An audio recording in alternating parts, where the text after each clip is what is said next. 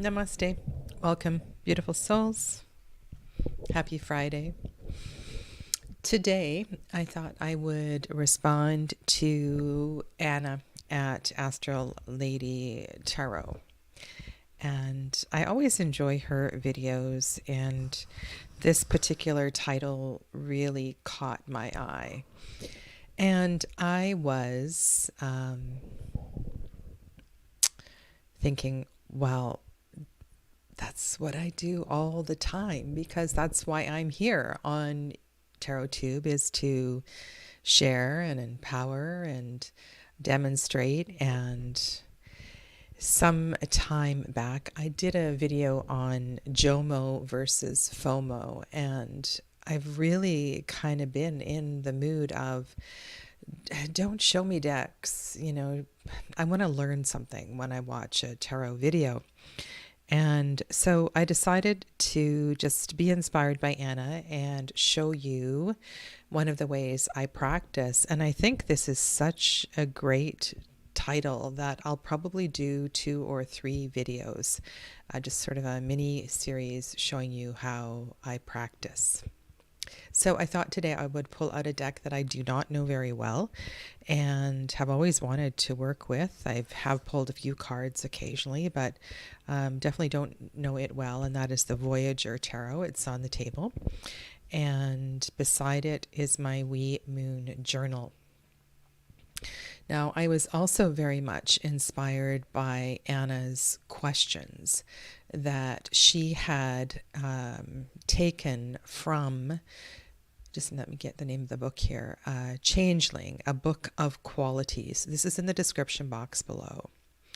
And I think that I am going to just work with the first question as I show you how I work.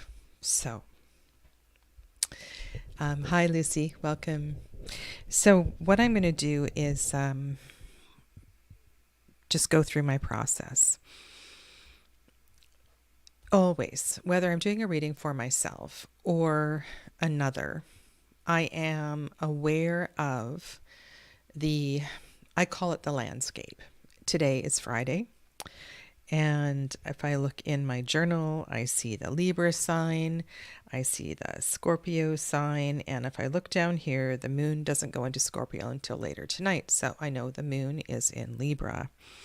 I also am aware of the waxing energy of the moon, so that when I am interpreting cards, I know this is a time of building and growing, and if I focus on that energy, it will be in alignment with the universe.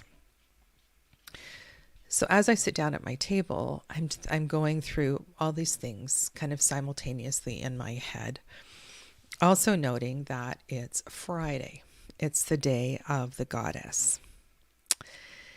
And it's Virgo season. It's the second decan of Virgo, and the second decan of Virgo is the 9 of Pentacles, which is a Venus decan. So it's kind of perfect to choose this card as my topic card for today. And I've been doing lots of inquiries with the Hermit lately. It's where I am in my teaching of Tarot Foundations too, but it's come up in a lot of different ways. And I really pay attention to cards that are coming up from all kinds of different directions with my own readings, with client readings, with classes that I'm teaching. So what I'm going to do is do a reading. I'm going to focus on this question, be aware of where we are, the moon in Libra and the sun in Virgo, and focus on the energy of this second decan and the 9 of Pentacles. The 9 of Pentacles in this deck is called Harvest. It is rich, rich, rich with abundance. And one of the last sentences in the Voyager guidebook says, understand that your successes are preparations for the next going around.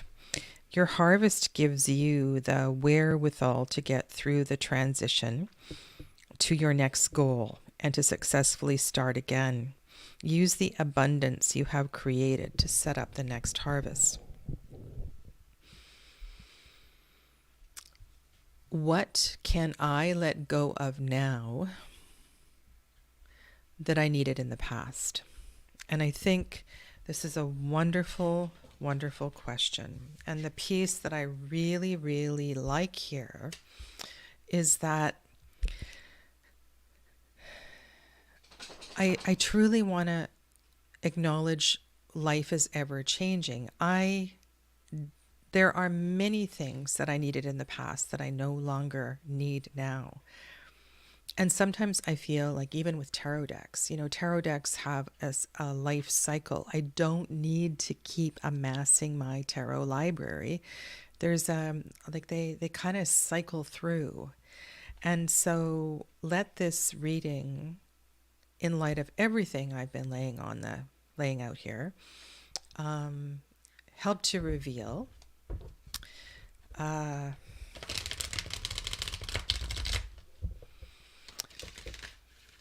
what I can let go of now, okay? That I needed in the past. Now, part of this process, I'm going to find the Nine of Pentacles in the tarot deck. And I'm going to do the first part of the first operation, cutting the cards into 4 piles, big deck. Sorry, I need more space here. I do cut from right to left. And I want to think about, well, where is this Nine of Pentacles? And Virgo is ruled by Mercury, and I'm worried. I'm worried about finances. It's something that is on my mind right now. Energy is shifting in that way. And so it wouldn't surprise me if the Nine of Pentacles is in the Swords pile. So I'm going to look for it here and then just kind of go from there.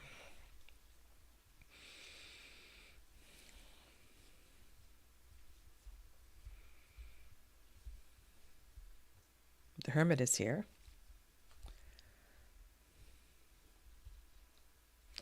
Okay, it's not here. I was talking and not really paying attention, so I'm just double checking. And like I said, I don't know this deck very well. All right, so that's a good thing, actually. It's not here. And I am going to listen to my physical body. I can feel my heart here.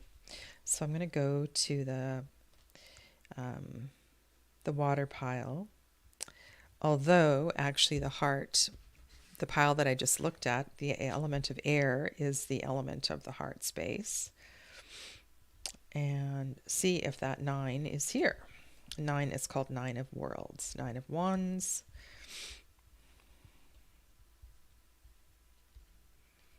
And it's not.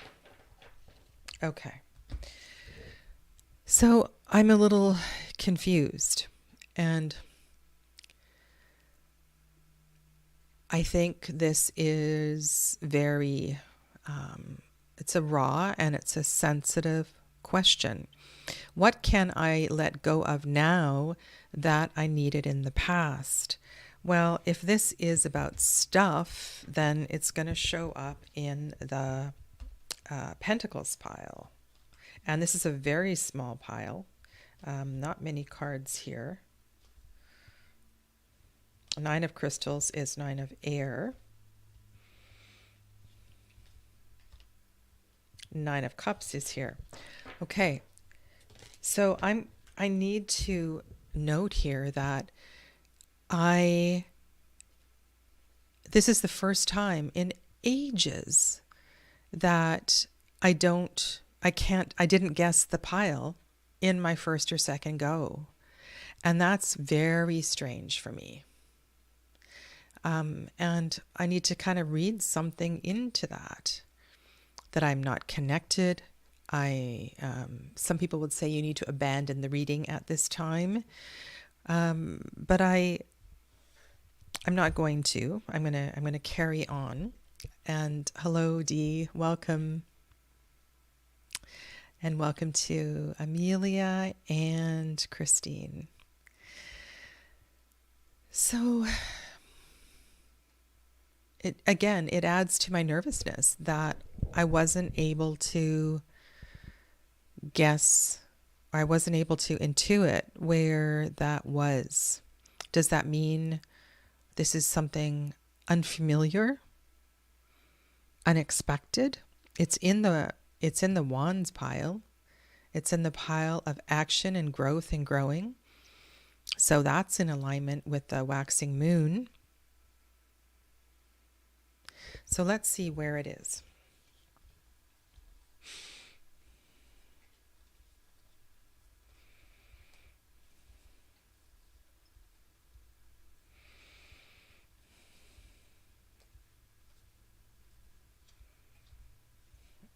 And I sure hope it's here.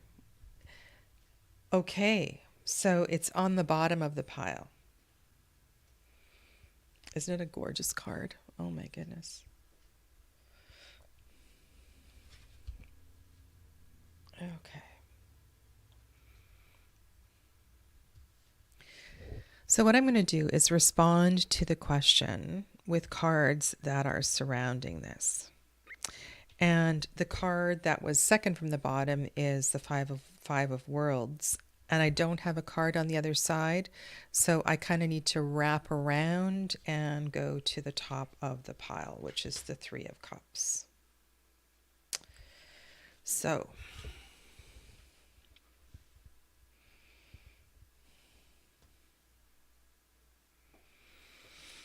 let's zoom in so you can see the collage work here.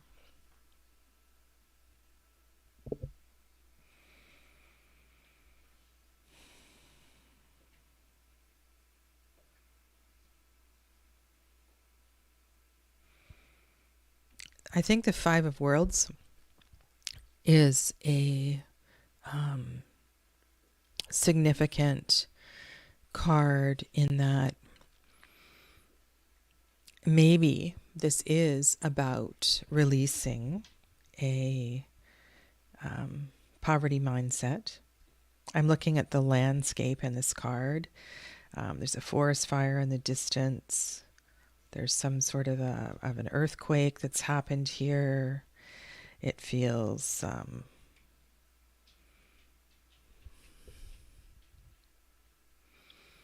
maybe for a time, and this sounds kind of crazy, I needed to be really cautious and aware of how precious money and taking care of finances was. In a way, maybe I needed to be in the experience of knowing what it feels like to lose everything. Many of you know that I've been on quite a journey. I moved quite a distance across a body of water after I was divorced.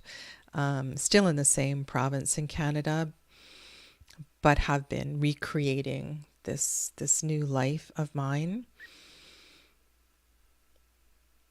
I also, when I think of the Five of Worlds and the adventure, I'll read your comment just a sec, Amelia. When I think of the Five of Pentacles as a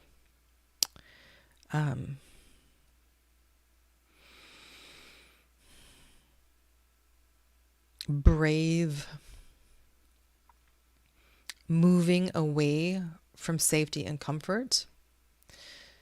So I was always comfortable in my marriage, and I didn't leave. My ex-husband is the one who declared he couldn't do this anymore.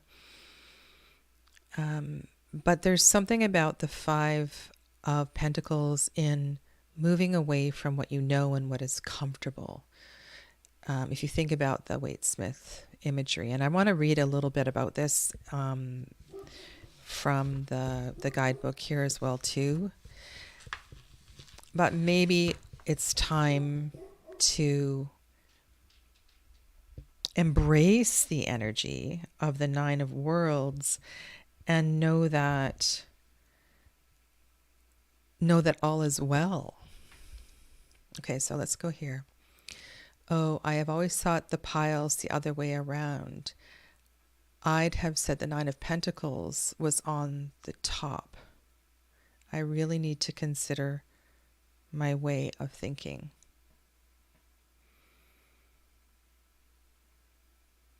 Oh, it's all real. It's it's a circle, Amelia.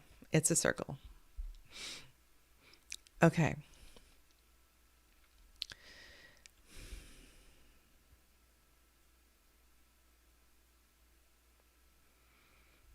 I'm going to read to you from this one because I'm just contemplating that Three of Cups that's there, and I'm thinking, well, maybe that also represents. You've heard me talking about that card recently in the series that I've been doing about minor arcana, and the Three of Cups to me is also a very important card of letting go, connected to the full moon. And on either side of the Nine of Worlds are cards of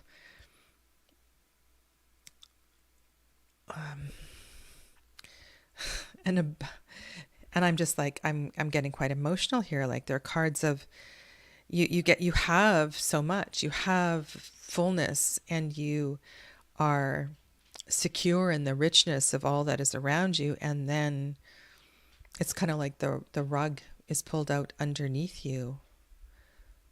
Well, maybe I need to release the fear that that is going to happen again, and that indeed all is well. And here I am in the Nine of Worlds. Okay. Sorry, I don't know how this book is organized. I want to find the Five of Worlds. Wouldn't it be nice if all tarot books were organized in a similar way? Oh my goodness. Okay, they are organized by numbers. All the fives are together.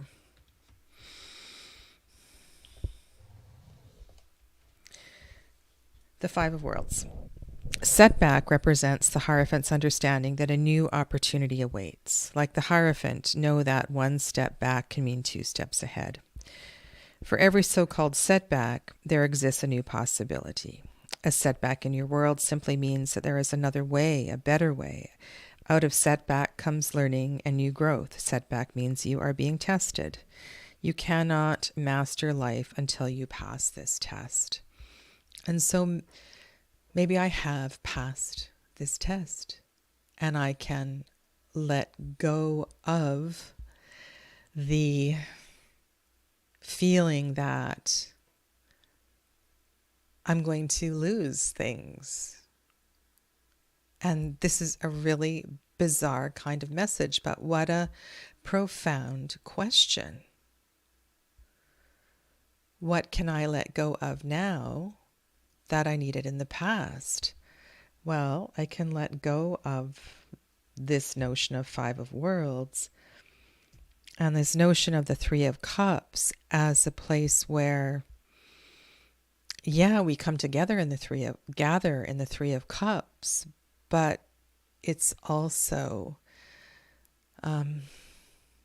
there's also a sadness with the Three of Cups, because often when we gather, we share our pains and our worries, and there can be lots of tears, and this is just so odd. So I'm going to just really embrace this energy and put this card on my altar.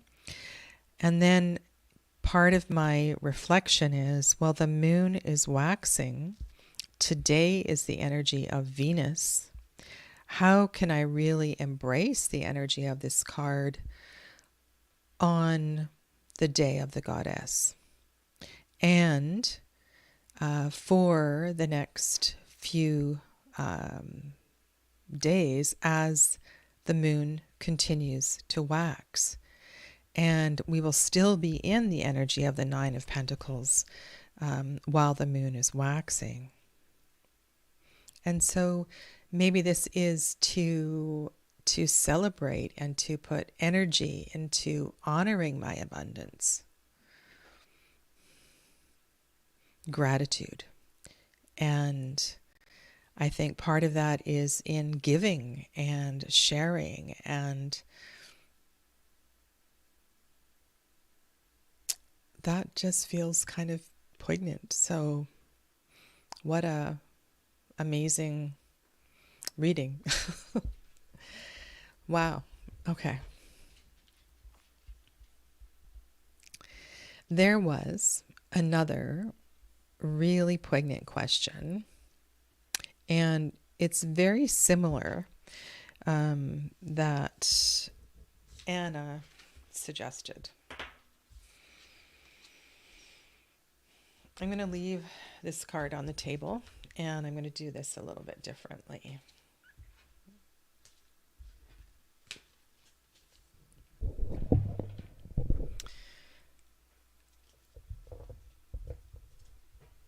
What takes up space in my life that does more harm than good?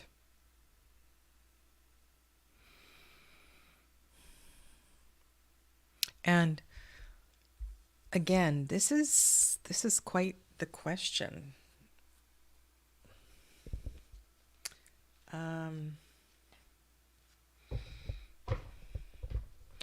Especially in light of choosing the Nine of Worlds as a significator card.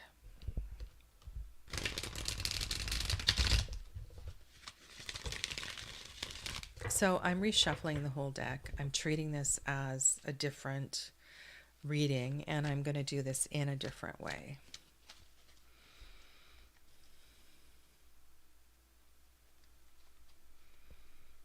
And I can tell that these questions are super relevant right now. And I guess that's why I responded so much to Anna's video, which is linked in the description box below, by the way. And I have definitely been in the process of clearing out decks, various things that I have stored, always in the process of clearing out, and really mindful of the flow of energy in my house. I live in a small space. There's 3 of us that are living here right now, and the flow of energy is so important, and I have no problem with getting rid of stuff that is not serving. So let's see if I can get a message here. I'm just going to do a simple cut and draw a couple more cards, and then we'll see what arises. Okay.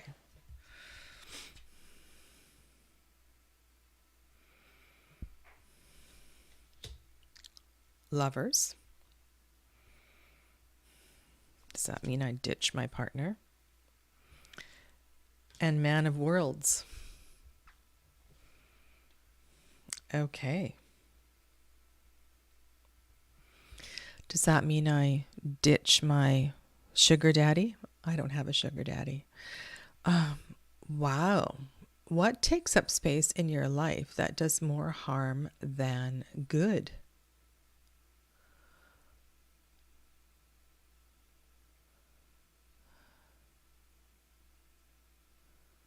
This is very okay. So let's take this apart. How do I take this apart? Sorry, have to set and think and do this step by step. And I want to show you how I take this apart and figure this out. One thing that's coming to mind is that Lovers is Gemini, also ruled by Mercury, as is Virgo. Lots of mental energy. Lovers. Finding, or not finding, putting energy into understanding the wholeness of you, the wholeness of me, reclaiming lost pieces of myself, the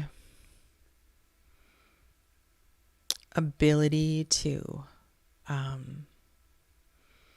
be the mother and the father, to support the family and nurture and nourish the family. Lovers, getting to know the whole self, right? The complete self. The man of worlds is the aspect, the 16th of self that, it's a pretty powerful card, being the pentacle suit that contains all of the energy of all of the elements, the father of fathers.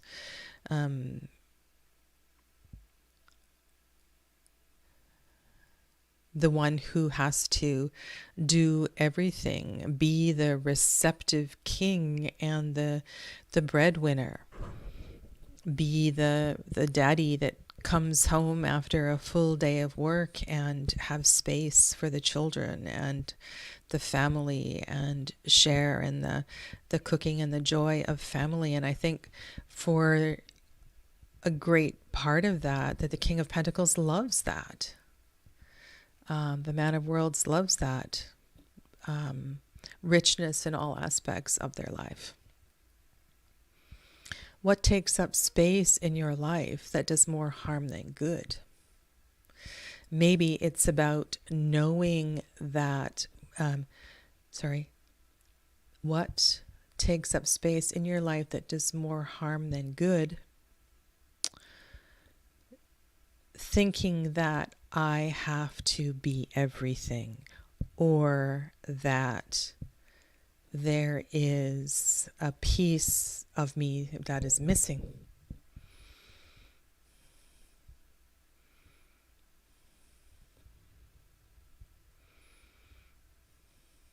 And when I was focusing on this question, I was thinking there may be cues to respond to material things, but I'm not getting that kind of message at all.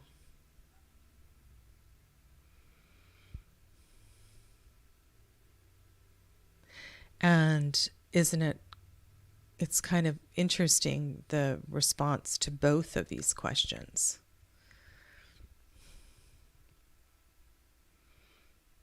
Wow. I just need to take a breath here. Amelia says, amazing, touchingly beautiful message. Maybe it was no wonder you didn't guess the pile. It was so profound.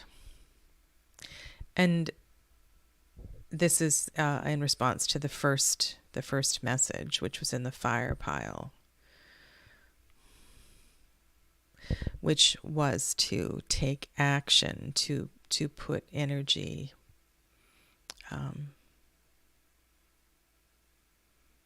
to spice up the energy. I'm going to have to listen to this again. Like, this is kind of blowing me away.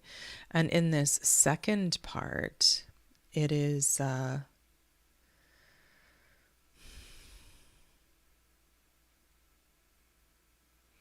what is taking up space that is doing harm is thinking that I have to be more than I am. Yeah. Hi, Perry. Welcome. All right.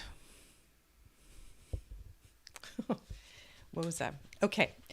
So let's get back to the practical stuff, because Amelia has a question and I want to address this question about tops and bottoms of piles. I cannot get over the fact that I've never noticed any of your classes in which way the top of the pile. I have it done the other way around each time. Okay, so let's just play. Okay.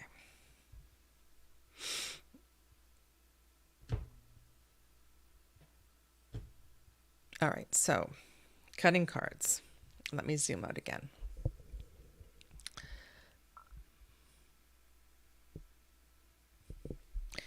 I'm kind of vibrating here. All right, so this is the top of the pile, and this is the bottom of the pile. Top of the pile, bottom of the pile. If I put these cards back and I go like this, it's funny, I heard somebody refer to that as mending the deck. This is the top of the pile, and this is the bottom of the pile. So, and maybe that is because when you cut cards and you turn it over, this feels like the top. So often I notice what is on the bottom of the pile, and I make a, so for example here, if I was doing a reading, and this 10 of Wands was on the bottom of the pile. Whoa, this is a kind of a creepy 10 of Wands, my goodness.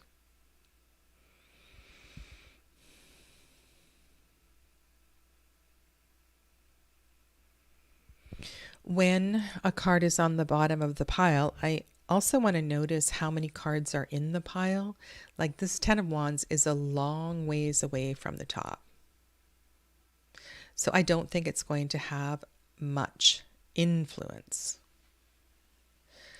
However, if it was a short pile, it would have more influence. It's kind of how I see it.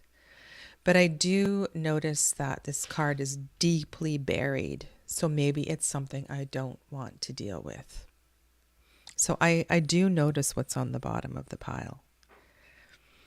And in my reading that I just did, where that card, Nine of Worlds, was on the bottom of the pile, isn't that interesting? Because maybe that just means I want to deal with it, which makes the whole reading even more profound. Yeah. Okay. Well, I'm going to leave you with that for today. And if you have any questions about what just happened here, or my method, my madness in my method, method of my madness, let me know and I will respond. But it is my intention to come back soon and to do a part 2, because I made a list of some of the things that I like to do, and happy to share them with you. Okay? Yeah. All right. Enjoy the rest of your day, this beautiful day of the goddess. And if you are turning to sleep soon, being on the other side of the world from where I am, may the goddess bless your sleep and bring you great nourishment and deep rest. Take good care of yourselves. Namaste.